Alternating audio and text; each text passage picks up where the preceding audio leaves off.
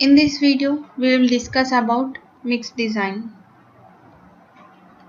Coming to the introduction, the process of selecting suitable ingredients of concrete and determining their relative amounts with the objective of producing a concrete of the required strength, durability, and workability as economically as possible is termed as the concrete mix design. The main objective for any concrete structure is to maintain required strength, durability, and workability, and these have to be maintained in economic point of view also. So, for maintaining these objectives, we also select the suitable ingredients and their quantity for the concrete. This whole considerations is termed as mix design. Getting into detail of this topic, we'll first of all know grade of concrete. So what is meant by grade of concrete? Concrete grades are generally denoted by M10, M20, M30 according to the compressive strength. For example, if we consider M10 grade of concrete, here M denotes the mix and the number 10 denotes the compressive strength in Newton per mm square. Here the mix means the proportions of cement, sand and aggregate. For example, we take the 1:2:4 ratio. Here it indicates that 1 part of cement, 2 parts of sand and 4 parts of aggregate, and this whole we consider as the mix of concrete. And here the number 10, as I said now, it denotes the compressive strength in Newton per mm square, and this is the strength of concrete we gain at the 28 days. Next, factors to be considered for the mix design. For a good mix design, there are some factors to be considered. The first one is the grade designation giving the characteristic strength requirement of concrete. As just now I said, the selection of grade of concrete must be suitable for the concrete structure.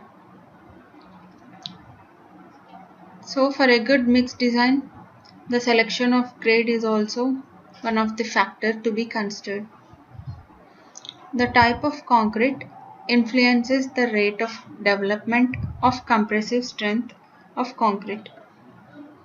Here compressive strength of concrete means it is the characteristic strength of concrete for 28 days. For knowing the compressive strength, you all know we'll conduct the test by taking the concrete cubes and using the formula maximum compressive load by cross sectional area, we can calculate the compressive strength of the concrete.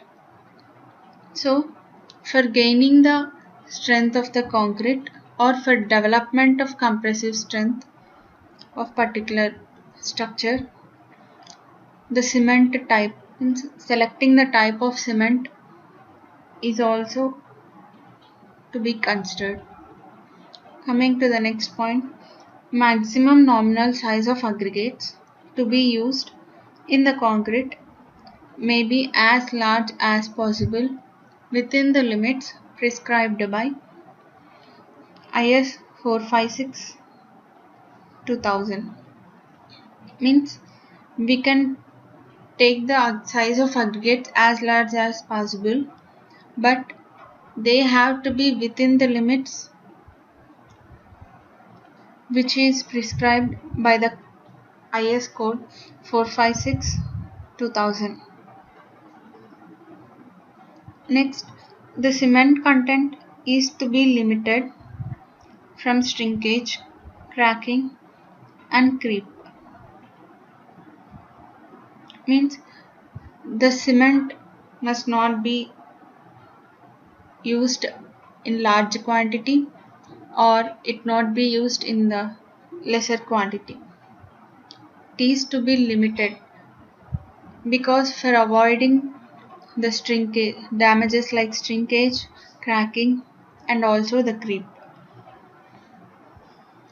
Coming to the last one, the workability of concrete for satisfactory placing and compaction is related to the size and shape of section, quantity and spacing of reinforcement and technique used for transportation, placing and compaction. Means the workability of concrete also should be satisfactory. Means the workability is the ease of placement of concrete. Means there should not be any segregation or bleeding while placing the concrete. So, and also we should consider the spacing of reinforcement and also the technique for transporting, placing and compaction of the concrete.